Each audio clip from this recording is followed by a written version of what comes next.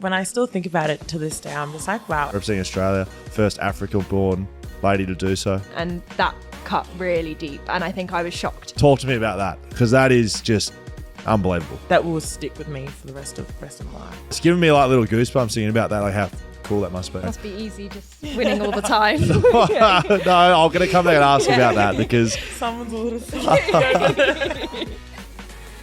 Oh, wow. It's incredible timing. The girls from the West Coast Fever join us on BackChat Sunday. Fran, welcome. Thanks for having Hello. me. Hello. I'm super excited for this next, what is it, hour or so? Good. Yeah, you're here for 7 hours, so hopefully you're hydrated. Girls, appreciate you coming in. We've got Sunday Aryang. Got that right? That is correct. Yep. And Fran Williams. So the girls from the West Coast Fever. All games this year at RAC Arena. So I'm excited. We're going to come down to some games this year. And we thought we'd get you both in to have a bit of a chat about the upcoming season. But to be honest, about your journeys getting here, you both got pretty cool stories, I think. Certainly, from a long way back. And overall, I asked for defenders as well. So you're both defenders, right? Yes. We've So heard defense about are the your best. defensive background as well. Right. So Yeah. So I'll start with this one for you, and then I'll ask the question we ask all guests on the show. Forwards, they sell memberships, right? This is in the AFL terms, right? And I think it's equivalent to netball. Forwards sell memberships. Everyone comes to watch the goals, right? Everyone comes to watch the ball going in the net, goal going through the goals. Mids, the centre players, they sign sponsorships. That's where the money is, right? But backs win premierships, right? That's where championships are won in the back line. 100%. Are we correct? Is this You're cross very- code? Yeah. Very correct. Yes. Yeah. I think that's the same. The forwards as well. Like everyone calls shooters princesses. I think They are I've never been in a team where that's not the case. Great. But I feel like as defenders, give them all the love they need if they're going to score the goals. Like boost them up, make Yeah. them feel on top of the world. But we'll do the Good. gritty Like, stuff at yeah. the We'll back. do the stuff that is required to win games. Yeah, right? yeah, okay. yeah. So we're all on the same page. Very nice. BackChat, of course, powered by Paywise in season 2024. A reminder, all West Coast Fever home games taking place at RAC Arena. Is it the first time this year? Or we did that? We've been doing that for a while, right? Yeah, we've been doing it for a couple of years now. Great. So all games will be there this year in 2024. For fixtures and to purchase tickets, please visit racarena.com.au. Now, girls, we're going to get into the season in a little bit, but I've got to ask you both a question and you both get a chance to answer it. It's the same question we ask every guest that's ever on BackChat, okay? We know you're both good at netball, both represented your country in a sport, which says a lot about the people on this podcast. Me, certainly, I've never done that, and it's impressive. You can both play netball. Congratulations. But I want to say from the start, I don't care, just for now. I want to know your greatest sporting achievement, not on the netball court, right? Look, okay, caps, national caps, that's all good. That's fine. What can you do away from netball? We want to know. My co-host, Dan, who joins us most of the time, no room on the couch for Dan today, unfortunately. So Dan has taken 5 for 16 in a cricket match as an under 12. I was a state under 9s hurdle champion, 80-metre champion. Also won the flags in beach flags in about under 10, state champion as well. I was a footballer, but I can do other things. What can you girls do? Tell us your greatest sporting achievement, not on the netball court. I've given you some time to think there as well. Fran, you're going to first. be honest, mine, I think about mine a fair bit, so Right. I know what I'm going for here. Right. Primary school level, so what, 10, 11, Perfect. back home in Love the it. UK. Love it. Swimming gala. And there was this girl in both my races. It was the freestyle. I was doing the freestyle and then the individual medley. And there was a girl who was always better than me from another school, but she was at my swim club, but she was always ahead of me at swim club. What was her name? You know her name. Yeah, her name was Abby. And we're lining up. You're on the blocks. There's something about swimming. It's so different because it's individual sport. Your feeling is so intense. Yes. It's all on you.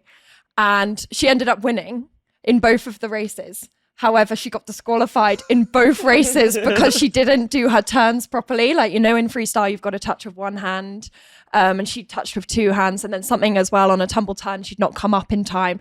And so she ended up getting disqualified in both races, and I ended up winning in both. I'm 10, 11, getting to stand on top of a podium. It felt great. Don't care how it won. That is I won. brilliant. That's my story, friend. Did you get a gold medal or a Yeah, ribbon? get 2 gold medals. Oh, that is like your brilliant. first, or? Yeah, at that age, I was well chuffed. That's Sunday, amazing. what Oh, do you got what's for me? mine? It can be as simple as it doesn't, like, the whole point is it can be It can be, I don't know, you can dunk a basketball. I don't know. Okay, I've got one. So, in high school, we used to have this award, which was like best sports player of the year when you would go to graduate. Great. I remember winning. I won that. Sorry, not remember winning it, but I did win it. I also had to share it with another athlete, which wasn't fair, but we had to share it because we used to do swimming carnivals, and I'm not a big swimmer, so like I would go to the carnival, but I wouldn't like participate in all the swimming races or anything. I would just show up just to support. Yes. And because I didn't participate in swimming races, I had to share that award with someone who they- participated. Wow. Yeah. But you still won, so you must have been amazing. Yeah, take it. Yeah, Yeah. yeah, yeah. Also, that award, Nick Natanui won that when he was at our school as well. So I'll take it. Very good. Yeah. I think you've done it better than him, if I'm going to be honest. Thank you. Yeah, very well done. Well done, girls. Good start. What about this one? I don't know if it'll roll in. We're powered by Paywise here on BackChat, and we sometimes like to ask you about your first car. Do you girls have a first car, and what was it? And can you remember it? Yeah, I had a first car. I just got handed down my like parents' family car, so I had Brilliant. this big 7-seater car on my red piece. Like a family mover. Yeah, the family car, pretty much. But yeah, That's that was funny. mine. That's a big car to be It learning to was drive in. That's huge. hard. What color? Yeah. What color was it? It was silver. Yes. It was a Mitsubishi Pajero. Unreal. Is that Oh, what it is? yeah, great. Like it. So was just driving that big Yeah. thing around. Fran, Mine is a bit more boring. It's just a Volkswagen Polo. color. Yeah, grey. Great. Oh, that is Great. boring. Yeah, really Very- boring actually. Very I don't boring. think- I don't But a think I even lovely, a know. lovely car to drive. You know, you just have fond memories of that first car, don't you? Yeah, What is it, correct. a Polo. A Polo? Is that You have the a Polo smaller here? one? It's like smaller than a Golf. Okay. You guys don't really do European cars though over here, do No, you? correct. No. Yeah. Yeah.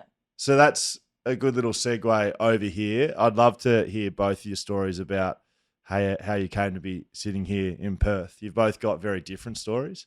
Who wants to go first? How did you get to Perth? Like how are we here? Yeah, well, I've actually only 8-9 weeks in Perth.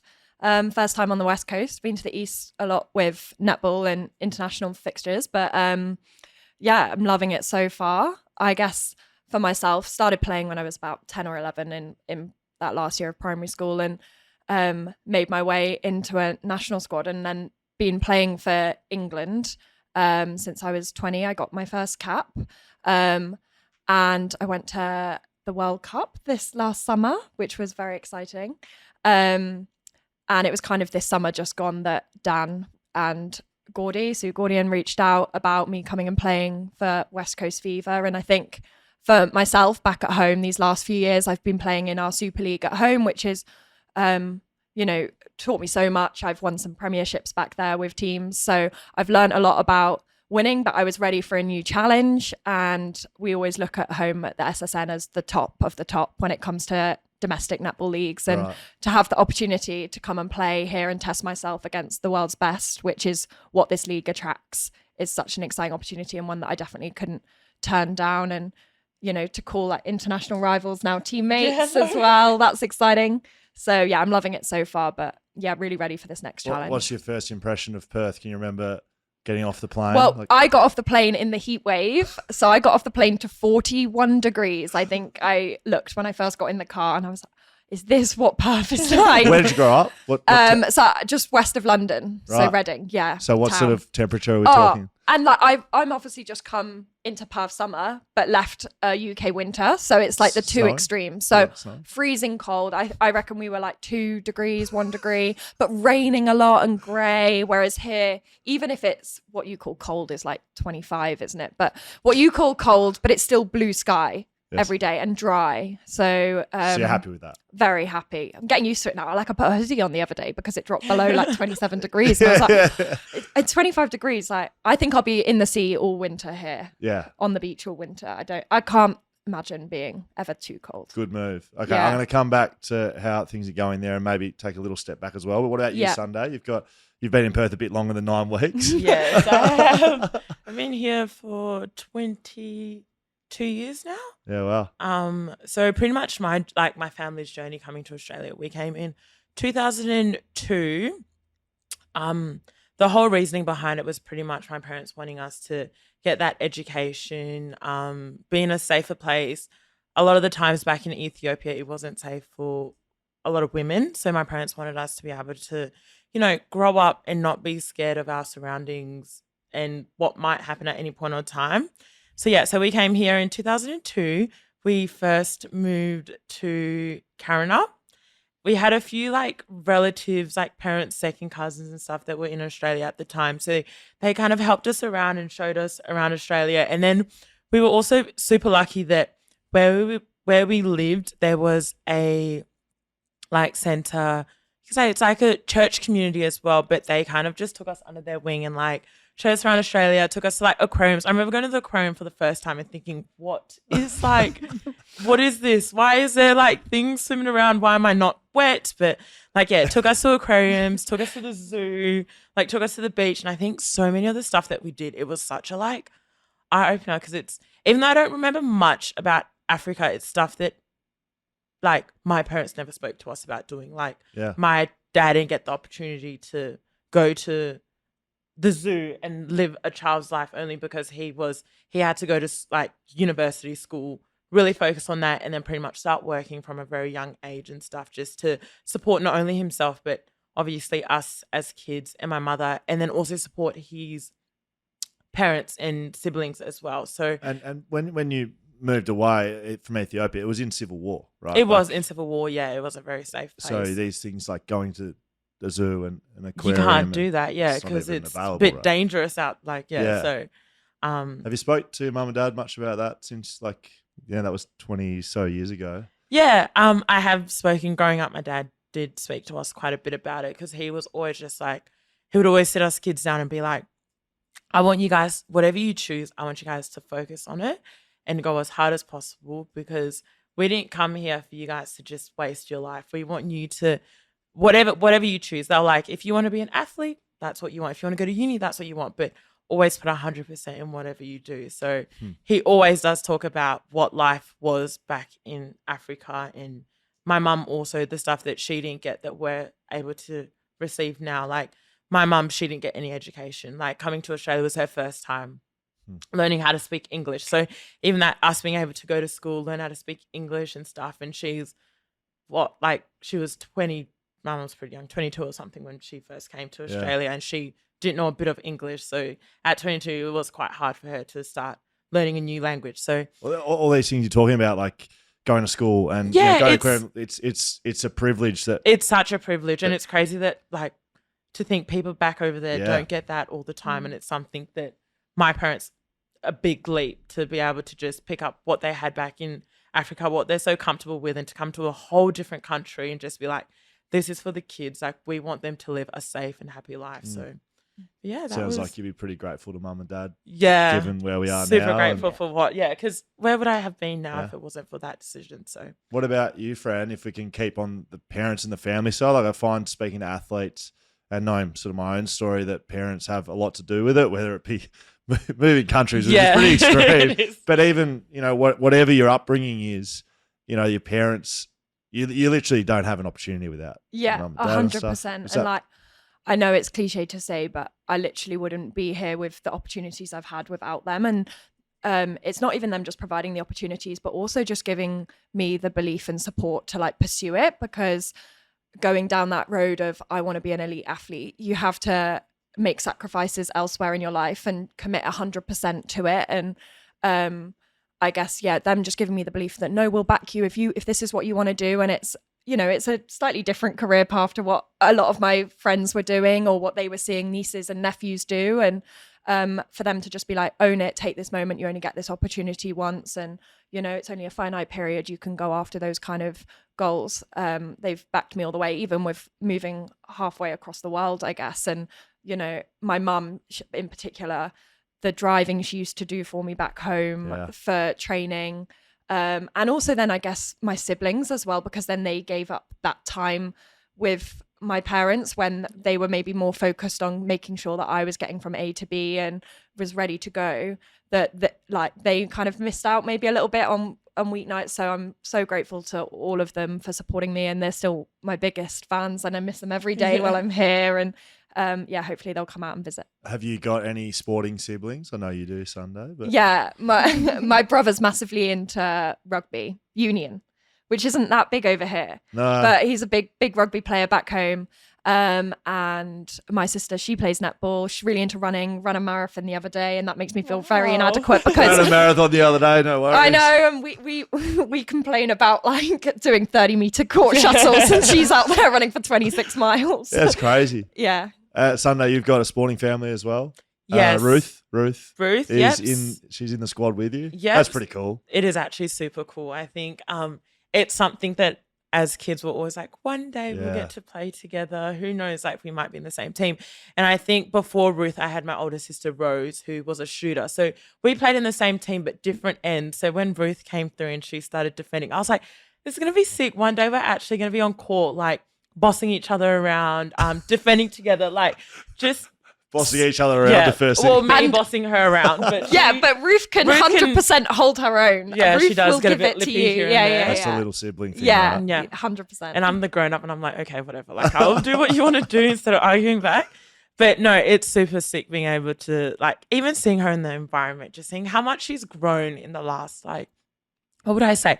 I think the last 2 years after like, because she had an injury, ACL injury. Oh, wow. And it's taken her 2 years to get back into playing and stuff. But just seeing the growth that I've seen in that 2 years is massive. And even when it comes to like strength stuff in the gym and then stuff on court, and she's learned so much like logistics and stuff that comes with being an elite athlete. So no, it's been such a great journey that we've had in these last 2-3 years. So What are your first memories of netball? And I'll ask sort of a progression question around, when does it start becoming an option from a professional point of view? But what are your first memories of netball? Is it as a small kid? Is it like when do you start playing? Yeah, so my first memory probably is just looking so tall and long and just lanky compared to all the other kids. I remember playing and just like felt so bad for my goalkeeper back then, but I was a shooter and I was like so much taller than them. So whenever I look back at what I did, like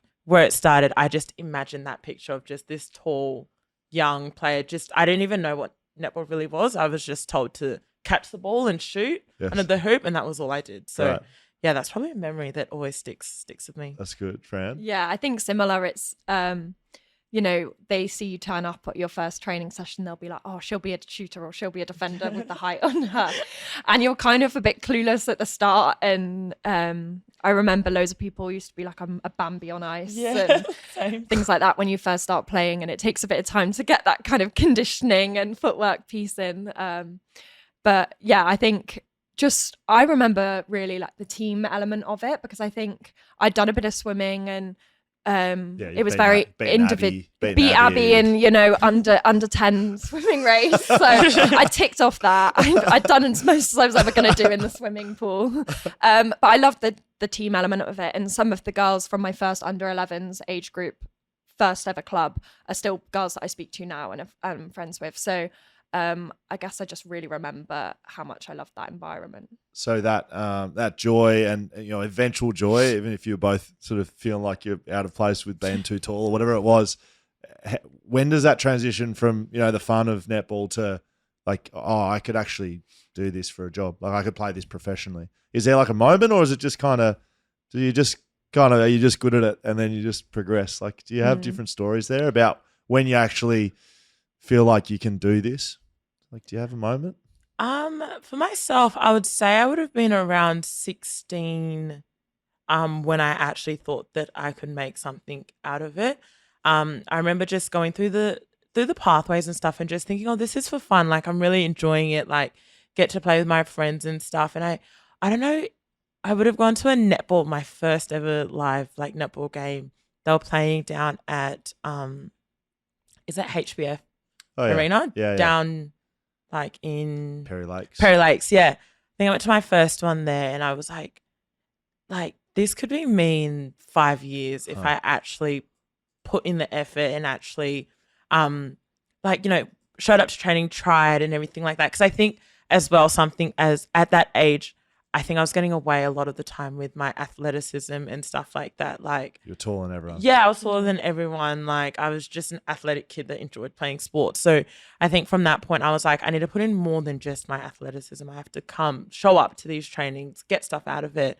And yeah, that was probably when I first realized that something could come out of it. So when you're playing now and you're now representing Australia, have you had the time to think about that? That like you as a teenage girl watching whoever you were watching, like do you realize that now full circle that's you and girls are watching you? Yeah, for sure. I think even when you step out on court and you see all the people that are around, all the kids that come running up to you and just so happy to see you, I'm like, that was me, and now I can be that role model or show that for some other kid that might be deciding between netball or a basketball or something like that. So it is definitely a full circle moment. I still like when I think I'm like, wow, as if this is my life and this is what I'm doing. But yeah, you probably feel like you're just still playing netball. Yeah, I do. I just feel like regular old Sunday from mid-val, just chilling, you know. That's good. Fran's had a few things about mid-val. Hey, mid-val's a great place. Yeah, out in the bush, isn't it? We're pretty close to the hills. What about you, Fran? Like,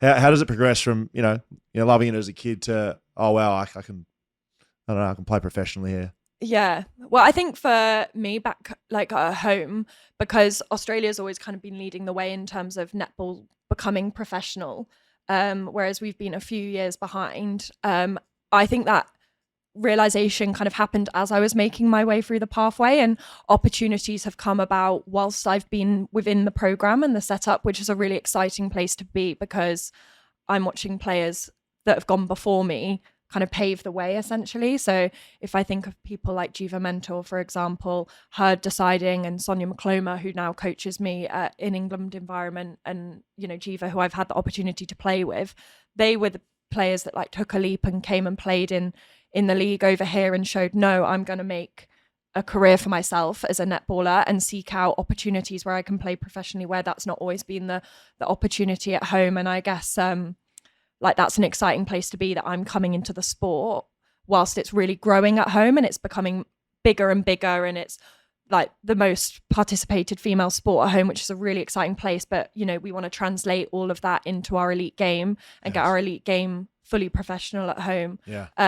You know, the opportunities to represent my country and be on a full-time funded program at home with the England Roses, that's happened whilst I've been within the setup. So I guess for me, it's just kind of all opportunities have come about there and then, rather than being able to see it really clearly from the start. But we're just grabbing everything we get back at home and running with it. And it's a really exciting place to be because there's still so much more to come, I think. Well, it's a really great point that, you know, across other sports, it's like, you know, I'll just use my own AFL for 30 years in the men's game. So not the AFLW, but the men's game. It's like, okay, if you train hard, you can get onto a list, you can make a wage, you can probably play for 15 years and you make a good income. That hasn't always been the case with netball. Like Nat Medhurst was on, you know, her stories from a young player representing her state or her town, like she wasn't getting paid. So you're in such a growth period, right? And that's from broadcast, but fans and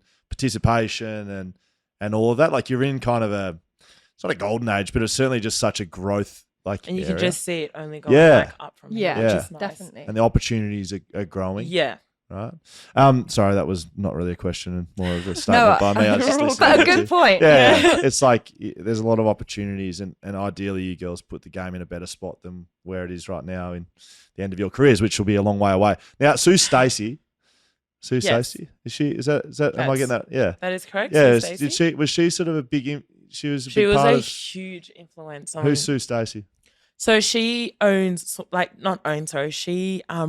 District's Netball Association. So she is Swan District. Yes, she is very much. That's her. That's all her. Great. But she runs Swan District's Netball Association. She saw you as a young talent. So I had a school carnival and went over there to play in the carnival, and she like came up to me and was like, "Oh, I think you should play in one of my teams. Like, come down on Saturday and you can like try it out playing my team."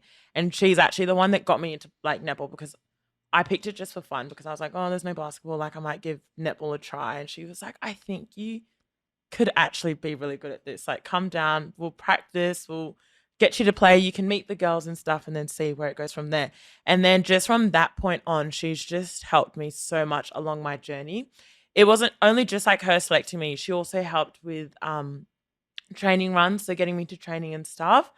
Not only helped me, but also my sisters. So helped Ruth and Rose, my older sister, and she used to drive us like every training session pretty Wow. much, drive us there, drive us home. It might be like an early morning and she would be like, yeah, I'll take you.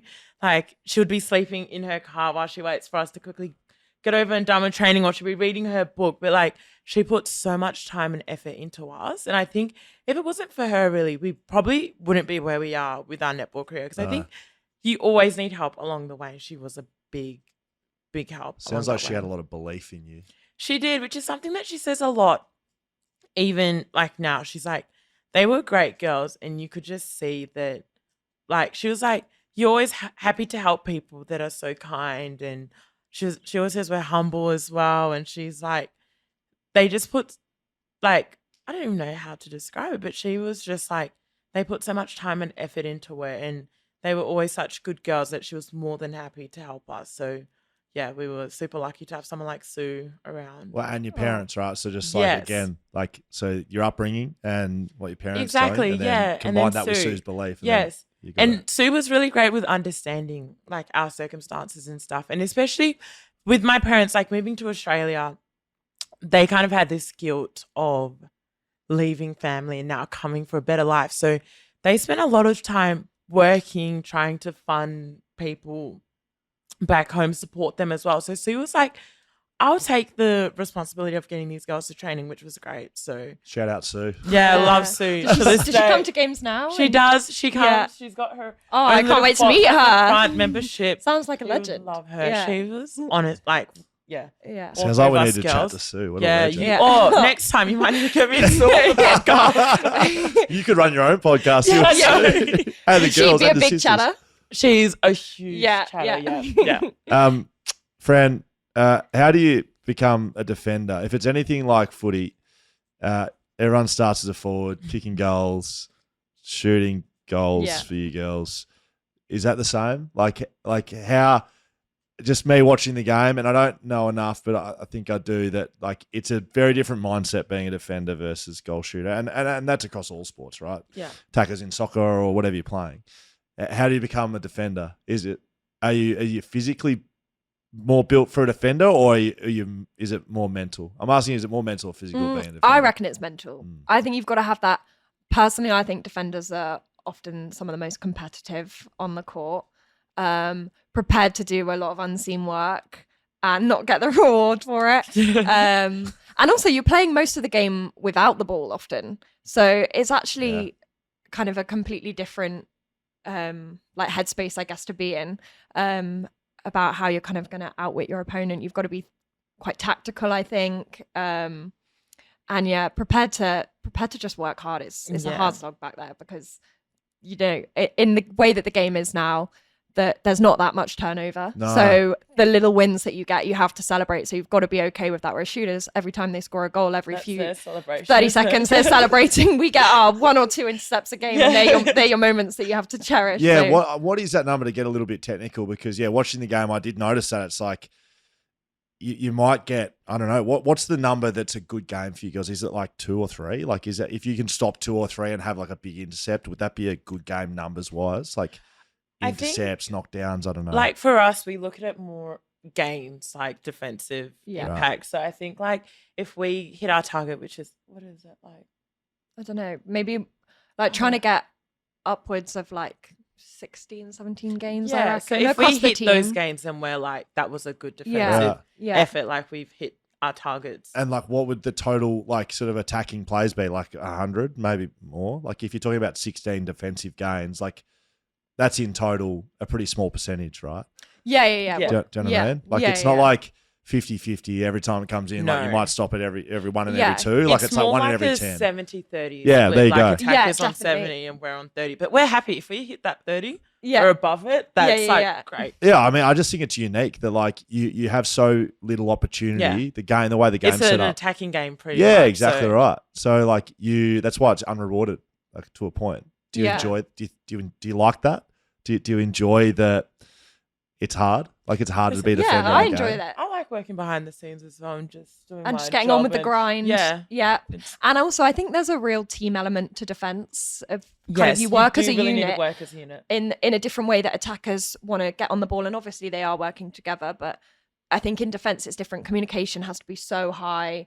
You're setting stuff up for each other all the time. You're maybe switching players. So yeah, I really feel like connected when you're in defense, when it's going well. If I'm watching as a fan, are those some things I can see, or is a lot of it like a bit of a wink, a nudge? You two would just know. Like if I'm sometimes it's instinctual. When we're in our groove, it is just so natural. But then also you can see it because after it's happened, we're like, oh, like that was so close. Yeah, and just like let's just do that every time. Why don't we do that every time? No, definitely. So you girls have just started working together, really, though, and you've been opponents at international level, opposite ends, obviously, both defenders. What's that been like, sort of growing a bit of a connection between the two of you? You know, I'm so happy that I'm on the opposite end. Like, I don't have to play on her. Yeah. But, like, I don't know. I think Fran reminds me so much, like, of myself on court and stuff. I think we both see, like, when something happens, we're like, we see in the first 2 weeks, we kept bumping into each other and getting the same intercept. And we were like, oh, but we're both seeing the exact same thing. Yeah. So, we're like, one of us needs to go. We're going to have to up our communication. But I think we read the game the same. When you came in the door, I was sitting here and I just heard the like, knock, knock, knock, someone answered. And at the exact same time, you were both, hello. like identical. So it's interesting though, because you would have known that before you're on the same team together. No. And I guess we kind of both did start to integrate into our international sides at similar times. Yeah. So yeah, I'd say like international wise, we've got similar experience and things like that. You've maybe got a few more gold medals. So. yeah, but you've got a gold medal. Actually, I'll take the gold medals. Flexing over here. Yeah. I should have brought them. Hey, correct. Yeah. we hang them up at the back here. At the back. So let's talk about that. We have had a few finals against each other recently. Representing your country is special, like no matter how, any way you put it. So Fran, talk to me about representing through juniors, because I know you did that. You captained your country through juniors. Are you captain now of the senior team? Yeah. Holy shit. Okay. So talk to me about that, because that is just unbelievable. Yeah. I think, coming through juniors, I probably got in a little bit later than some other people that were my age. And I'd been picked up to play for England under 17, just playing for my regional side. And so I hadn't gone through any official trial. They were like, do you want to just come along for a taste camp? We think you're playing really well. And then that's how I got in to start with, and then made my way through the age groups. And then, got to captain at under 21 at the World Youth Cup, and then transitioned into senior side and have been kind of around the senior setup now for 5 years. But my journey within the Roses squad has been like up and down. So I got into the World Cup team in 2019. So 4 years ago, when I was really young. I was 21. I was such a baby of the squad. Bronze medal there at a home World Cup. It was incredible. I was, Serena Guthrie was our captain, Joe Harton, Jiva Mentor, like these people that I'd grown up watching play. And then I was in the team as a 21-year-old, just so excited to be there. And then kind of, I didn't make the 2022 Commonwealth Games side. And I think I'd been involved in every squad in that 4-year cycle, but then didn't make the one squad that really matters for a major tournament. And that cut really deep. And I think I was shocked. Even though I could kind of sense it was happening throughout the year that I probably wouldn't make the team, it still hurt more than I thought it was going to hurt for kind of knowing it could be on the cards. And it gave me that real motivation to come back and get myself involved for the World Cup in 2023. And then in the last 3-4 months, I've been lucky enough to captain the side for the last 2 tours and like loved that honor. And it's such an easy team to captain because the girls are so great at home and just get on and do their job and make the culture so good within our England environment. But yeah, it's a real honor to lead the side. That must be that's a big turnaround in 24 months. Yeah, 12 months. Sorry, 12 months. Yeah. Not in the squad, left out. Must have been brutal to be left out of something that, you're there to do that. Thank you, Indy. Thanks. And then to be back in the side and then captaining the country now. You must have used that disappointment to motivate significantly. That must have been a huge driver for you. And I think or still is. Yeah, and the realization kind of hit with how much I wanted to be there and how much I was going to work hard to get myself back in that team when I went to watch the girls at the Commonwealth Games, because it was in Birmingham. And so it was a home games. And I remember being in the stands and like seeing them in the huddles, seeing them come out to warm up. They'd just won a really good like pool game that I was watching. And then I could hear them all like cheering, going back into the changing rooms. And I think, oh, because I'd been around the setup for the last 4 or 5 years, I know what that feeling's like to be a part of those special moments. And when you're in a squad and you've got that camaraderie and you're working towards something really exciting, like I just felt I know what they'll all be feeling and I want that feeling and to be a part of it. And you do feel like you're missing out. So that FOMO really kicked in and I was like, I'm going to work so hard. And I think particularly within my club environment, so like shout out to my coaches, Vic and Liv within Loughborough Lightning, who really worked with me that year to give me the best possible chance in my Super League season to show that I was then ready to go and be a part of that international side come the World Cup. With hindsight, do you think it was a positive thing? I know at the time it would have been difficult, but now because actually when I look back, the growth in my game within that year probably meant that I went to that World Cup then the year after really ready for that level, and I felt like I was able to really contribute and add in how I played. So I think I went as a better player and was ready. And then, you know, maybe if I hadn't have had that season or had those opportunities at World Cup and played the way I did, I wouldn't be sat on this sofa now in Perth with the opportunity to play professionally in the SSN, because that year got my game to another level that's got me here, I guess. That's cool. I'll come back on England, right? Australia.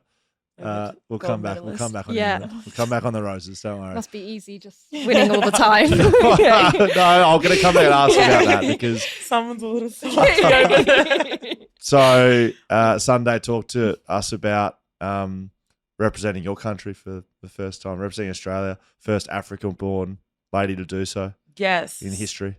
Yeah, so did not expect it at all. I think when I still think about it to this day, I'm just like, wow, as if I was selected. And also being the first African-born to represent Australia in netball was like, what the heck? How is that like crazy? Yeah, how is that a thing? But you're a trailblazer. Yeah, I was just like, wow. But for me, like my journey through the Diamonds has been such a great one. I've been super lucky to have so many amazing women around me, women that I looked up to when I was in junior programs, and then to be able to play alongside them. And I think they've just taken me along this journey, and I think helped build me into the player in person I am now. I think with any journey that I take throughout my netball career, like I feel like at that time in that period, like I'm learning so much from the people around me. So no, I was super lucky to have those group of girls around. I had Courtney, who did such a good job at making me feel comfortable within the environment. She was always there whenever I needed anyone to like holler at. So super lucky to have that. And then I think just the whole way through to even now, I think my first year being in that squad, COVID was a thing. So we were supposed to play a series, but that didn't end up happening. That's when you joined Fever during the COVID hubs, right? Yeah, so COVID hub is when I first played, and with like I was in the squad. So they took away 12 players when they were only supposed they took away 12, and I was supposed to have 10. So I was lucky enough to be in the team of 12 and got to sit on the bench week in, week out, got to play some netball. There was a bit of talk about potentially being in Diamonds, but it didn't happen that year. And then the year after continued on, I felt like I was going on a like upward journey, and then was lucky to be selected in the team. And I think a lot of my journey, especially with the Diamond stuff, has like, I think most journeys are like a slow upwards one, where it was like that 12 COVID and then like straight into like Diamonds and stuff, and then going to Com Games and then going to World Cup. And I don't think that was anything on my cards or on my radar for in the next 2 years to happen. So no, it's been a crazy, 4 years, I think. Life. Yeah, crazy couple of years with my journey, and how quickly it's just reached the level that it's at now. And yeah, still can't believe it to this day. Still think like how lucky I am to be in that Diamonds environment, and how one decision or one chance can really just switch up your whole career. So yeah. That's a good observation. What was it like ringing mum and dad for the first time to tell them that you were playing for Australia? So I actually didn't tell them straight away. I held off, only because my parents are very they don't know how to keep secrets very well. So it would have got to and the thing is, they said, oh, like, keep this, like, to yourself when they gave me that call. They're like, keep it to yourself, like, try not to get it out, like, it'll be press release. And it's my first time. So I thought when they said keep it to yourself, it was like, keep it to myself. And I was like, I can't even tell my parents because, like, I might get in trouble because people are going to find out. So I was like... Don't tell me they found out through... Like the press No. release. I ended up telling them just before it got released. Yeah, you drive into the press conference and say, Mum and Dad playing for Australia. They found out like just before. Because I was like, oh, well, if they know now, they can't really spread it to too many people. It's going to come out anyways. So, yeah. But they were so like, my mum was like screaming like with joy. She was so happy. My dad was like, I knew you could do it. Like, so happy for you. And I think once again, like back to when we came to Australia, they just sat down and was like, wow, like, look at the success that are coming our way for our daughters. So, yeah, so they were very, very happy. Do they come to a lot of your games? Do they get to see you play? My mum is obsessed with, like, fever games and stuff like that. At the start, they knew nothing about netball. So even junior level and stuff, they would come to games here and there, but still didn't really, like, they didn't really get to know the game or anything like that. So, like, came to a fever game and I was like, yeah, you're going to have to start learning what's happening and stuff. Yeah, because she would just, like, watch and be like, okay, nice, cheering. When everyone else is cheering, she would cheer. But, like, no, now she's, like, a big netball fan. She knows everyone. She knows what's happening. And I'm like, oh, okay. She's come a long way. Fran, what about you? Telling your parents you're playing for your country? Yeah. But it was, for me, always finding out with things like World Cup, they often call you, and because I'm a W in the alphabet, I'm often the last call of the day because they say they're going to maybe do it in alphabetical order, and they tell you the time they're starting. So I'm thinking, oh gosh, these calls are dragging. If is that how they do it? That would suck. I'm an A, so I'm at this. I'm the first one, and so it's the same. If you get, I don't know if you get any emails, everything. So when they list the squad on any email, I'm often scrolling down to see if my name's at the bottom of the list. So I know automatically. I never read the top. I just go down to the bottom and see if I'm there or not.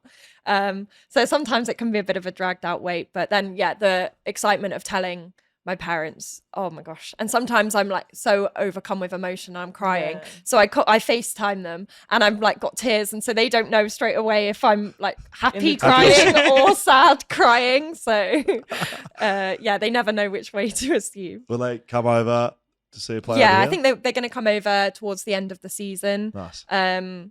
And yeah, come watch those last few rounds. The season kicks off April 13th against the Giants, GWS Giants, and your first home game against the Sunshine Coast Lightning, 21st of April. So make sure you go and check out tickets at racarena.com.au. Talk to me about the gold medals, Commonwealth Games, World Cup, Sunday. It's all right. It's all right. We can come back at her, Fran. Don't worry. Can't win them all. So you may as well be happy about the ones you do what win. We've got. Correct. The Commonwealth Games, just going and experiencing that was such like a wow. Like I was like, oh my goodness, like this is crazy. The whole setup, the layout, just the professionalism to it all. And I think at that time I was only 21, so fresh on the scene as well, and just to be in that environment. And I think I got to know the people around me so well, got to know the teammates so well. So winning that gold medal was like the most unreal feeling I've ever like felt. Like I was so happy. Like, and I think just to look across and just see the smiles and the joy and the happiness on everyone on the team's face just like made me like I don't even know what to say. Even to this day, I still can't explain it well. Emotion. Is that when the game finishes, or is that on the dice? Like, when's the moment that you're talking about? Is there the moment was like, I think it would have been a minute to go, and we would have been like up by a good chunk where it's like. Who are you playing? We were playing Jamaica. Right. Yep. So Janelle? Janelle. Was it close? I think we ended up winning by like 5 or 6 or something like that. Okay. Like, so with a minute to go, you're like, they can't come back here. I think 5 or 6 with a minute to go, you're all right. Yeah, but it was kind of like a look to the side, look what everyone else is doing. And then I was like, okay, I can start smiling now. And then just like everyone standing up like along the rails, like getting ready to like jump over. But it's like, we can't jump yet, but like half a leg over. And then as soon as this like siren goes, like the game's over, you just like run and it's such like a sick feeling, and one that will stick with me for the rest of my life. That's giving me a little chills. Yeah, sorry, I'm like no, that's good. No, that's me too. I can't keep my hands. No, I'm saying it's giving me like little goosebumps thinking about that, like how cool that must be. It's so it's so sick. Right. So England don't have the gold medal. Don't have a gold medal. That's fine. When are we taking the Aussies down? 2027 Nice. on the home ground in Sydney for the next I'll World let Cup. Stacey Marinkovic know. Because we're ready to go now. No, like Australia have been a successful side, and you talk about definitely. The league here. It's looked at as the number one in the world. Yeah. Right? So, and that's why Australia's been successful. And so every other country's chasing. Yeah, and we're having our wins along the way. So, for example, us being involved even in the final last summer in Cape Town at the World Cup, that was huge because no English team had ever played in a World Cup final till that point. So, and then even recently, just in January, we were in the final in Nations Cup. So beating New Zealand in semi-finals consistently at the moment, which is like a good place for us to be sitting, knowing that we can do that. But I mean, international netball is just so tight. Jamaica, South Africa, Uganda, everyone is just up another level. The standards have really just like jumped to another level in the last like couple of years, which is so good to see. So it's just getting so competitive at that top end within international netball, and it makes it exciting. And the Diamonds have set the standard with consistently winning, but I think the way that other teams are challenging and pushing at the moment, that will start to turn, and the gap's closing. The gap is closing. Cape Town, that final you made. Yeah. Does being in that, how do you feel about that? Is it like a great moment given like it's a huge step, but it is also a driver? 100%. Like I came away with so much fire in the belly. Like I just want to play that game again. And we didn't have our best performance at all in the final. We had not enough left to give on that final day, and I actually look back and you think you don't want that to be your last game. And so I guess it gives you that motivation that you're going to be better next time. And what it takes to win a final is very different to a semi-final or getting through pool stages. Like we beat the Diamonds in the pool stage, but that means nothing. We beat them by 1 goal and then they go and beat us by 16 goals. I remember the number. No one's counting. Yeah, no, other than me. Except the defenders. I forgot the number. It still hurts. But no, so I think I'm just like, it's given me a new level to want to hit, I guess, and motivation to do that with the team. Yeah, I like it. Righto, we're back. Had some technical difficulties. We've cleared that up. We had the girls pretty much out the door, but they're back. Thank you for sticking around, girls. Now, we're going to finish this one off. I want to ask you about Dan Ryan, playing under Dan. Sunday, you've played under him for a little bit. Fran, you haven't before, have you? So, Dan Ryan, netball coach, netball player, Australian netball legend, won the Price is Right. I showed you girls this footage. Tell me what you picked up there. What was he doing after he celebrated? I think his celebration's still the same. From 19-year-old dad, to now, still the jumps in the arm, fist pump, jump in the he air. rolled that out like 10 times. Like he did it when he got called up. He did it when he won the small thing. He won the major prize. He probably does it 10 times during the day. Probably something could happen. Should he roll something new out? Could that maybe be something you take back to the club and be like, look, Dan, we've had a look at the vision. Like maybe change it up. Yeah, you girls would be doing like team vision on looking at opposition. Could you maybe take that into him and say, look, we've looked at the vision and maybe you need to change. We think you need to switch up. Switch up your celebration. Right. Something new this year. We have permission. You can use our footage. That'd be great. I want to ask you a more serious question though about Dan. What sort of coach is he? What drives him?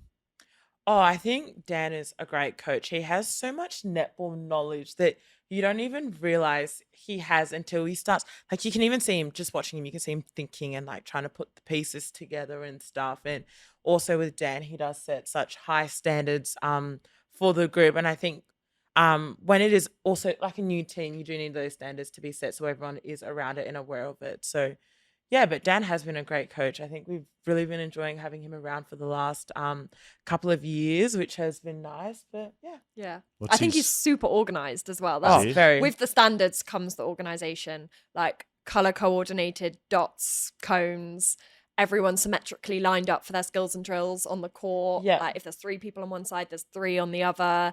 So He's always onto it as well with whatever he. Yeah, everything's ready to go. Ready to go. I think all coaches, no matter what sport, have a little bit of OCD in them. Or They all have it.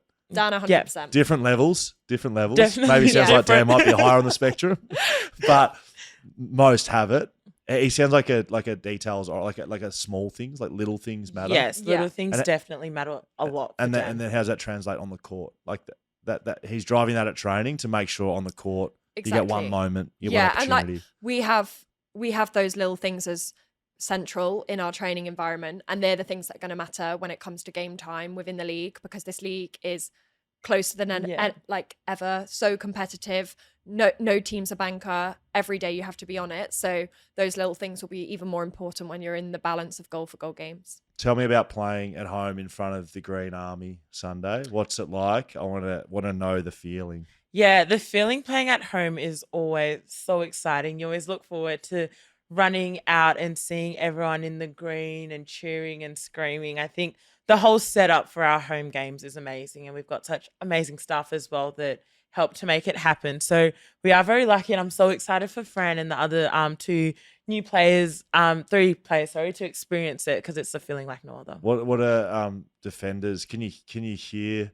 I don't know. Can you hear it? Like, can you? Yeah, I can like see it and hear it, just the way that they act and behave, and it's just so nice and loud, and they're constantly cheering. And I think compared to other states as well, we do have the best fans, so it makes it even better. And when you go to another state, you see what it's like then, and you come home and it's like, oh. Is that exciting, Fran? Oh, I'm so excited. I think when I was telling people about coming to West Coast Fever, it was one of the first things that other netballers said is, playing at RAC is amazing, because I don't think it'll be that great for if you're an away team coming to play there, because the support is so strong for their home team. The Green Army are meant to be the most passionate. I can't wait to hear how loud they are. But not even just that, like how exciting it is to be in the crowd and a part of like that game day feel, and they put on such a show. My first netball game I ever came to was your winning grand final. Did you play in that? Yes, I did. Right. That was amazing. It was crazy. It was hectic. It was at home. Yeah, the whole arena was like green, nothing but green. And I think we like pretty much sold out all the tickets within like a couple of hours, which is so great because we've got some of the best fans in Australia. Yeah. But no, it was such a crazy and hectic experience. Like there was like you might have seen this at halftime or maybe pre-game. They were like they had fire machines, and it was hot though in there. It was like I was on the stairs. I was like, "What are the girls playing?" And the noise was just different to what I've ever sort of experienced at a sporting experience. Like it was constant. There wasn't a lot of ups and downs. No. It was just like a level of noise. Yeah, that was high. And I feel like they definitely ride the waves with us. Like yes. They're pretty much playing the game with us the whole time. So now, I want season predictions 2024 from you two. This is your opportunity to say something on the podcast that can put you in oracle status. That basically you can just be the fortune tellers, right now. In April, what's going to happen this year? And when I speak to you at the end of the season, what am I speaking to you as? You'll be speaking to us as premiership winners. Yes, great. Yeah, that is the goal, and that will be achieved. And I reckon it's going to be a 3-goal win over the Swifts, revenge from your last season against them. Sure. So you're got to get them back for beating us by 1 goal. So you're putting a margin and an opponent. I like that, and for me, that's bragging rights over Helen Houseby as well at home. So I like that. Okay, we're clipping that up for social media right now. We're going to send it to the Swifts right now. Okay, now girls, Will Schofield. Yeah, please don't. Last name Schofield. So not social media, social media. Impressed? Very impressive. Very, very good. Yeah, least impressed person. That must have taken hours. Very impressive. Now, please. All right, so this is for the people. This is where the people get to ask you girls the questions. You've heard enough from me. I'm going to get straight into it. Ginger Jesus 97. So this is for that's the name. This is for you, Sunday. Do you miss playing for the Illusions? Yeah, Who are the Illusions? The Illusions is my junior club program. That's actually the first time I ever played 4. Oh, great. Yep, actually had a This is in Midvale. Midvale, yep, Swan Districts Netball Association. Nice. Sue actually put me in that team. We wore yellow and blue, Yes. Eagles colours, which are the team I go for. Brilliant. Unfortunately. So that's your team. But Not unfortunately. Hang on. at this moment, They at won a this flag. They moment won in a time, flag 5 years ago. right now. But back then, I was very proud of it and happy. The amount of people when they say they're an Eagles fan and then go on about the fact that they won. Yeah, I know. It was like, Great. oh, really? Fran's picked that up within 9 weeks. Yeah. In this state, that's literally Eagles fans. Like, Yeah. Broken know. records. But yeah, The I illusions. definitely do miss playing for them. Yes. I guess that is where I first learned how to play netball, and they were the ones that got me to love the sport. do you get to go back there at all? Like, do you get to like? Yeah, I do go back there every now and then. I actually did some filming stuff there not too long ago with Sue Stacey. Nice. We did a little piece together. So yeah, it was nice going back and seeing it's like been upgraded Yes. since the last time I've gone there. They've got like sheltered benches that they can sit at and stuff. So Great. but yeah. Who's your AFL team, Fran? Do you have one yet? Well, obviously going to go for a WA side. Yes. And I think I'm just going to have to go for Freo Dockers. Dockers. I'm not 3-0. I'm going for the win. Yeah, that's great. And they're doing very well. And, you know, I have just arrived and now supporting them. So maybe I'm the lucky charm. I don't know. Well, you could say that they've never lost with you as a supporter right at this Exactly. moment. Yeah. They're yeah. undefeated. I Yeah. Fran kind of hope Williams. they lose. And then Fran isn't there. I don't know who the number 1 ticket holder is, but like maybe we should be putting a case forward for Fran. Fran. Williams. Yeah. What do you think? 100%. And when they're at finals, I'm going to be there. Celebrating with them. My Eagles. my Freo She just had stuff. her eagle I scarf. heard, don't worry, I heard. I'm not You authentic. mean the Dockers? She's not a I true am. fan if she can't. We've got it lined up here right then. I've got the West Coast scarf behind Should we Sunday. have the scarf? I like the colour purple as well. We've got the Fremantle scarf behind you, Yeah. Fran. We need a West Coast Fever scarf. You do. Do you think We we do. can We'll sort get that onto out? that. You We'll have get onto to. that. Okay, very good. A couple more from Taz Parsons for Fran. What's been the biggest adjustment to moving to Australia? Well, definitely in those first few weeks, the heat. Arrived in the middle of that heat wave, 40 degrees every day, and then having to train. I think aircon was my biggest In the bill, biggest it's expense, thing. Yeah. not petrol, air Um, conditioning.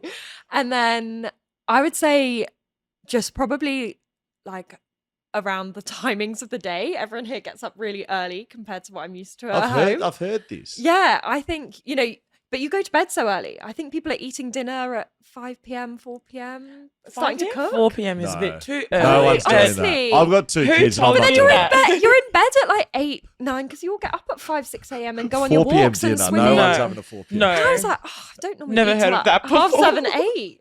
I don't know. Maybe it's just too. I've been It out, is but- early, and people. And Yeah, it places definitely is shut different here. timings. Yeah, I'm- and places shut. Exactly. I'm from over east, and definitely I go to like a restaurant or a bar here, and it's like getting towards 8 o'clock, and I'm like, oh geez, I wonder if the kitchen's going to be open. Yeah. You have which is to ask ridiculous. every time. And you can't get coffee past 2 p.m. here as well. That's annoying. Probably because you probably should be drinking coffee Past 2 p.m.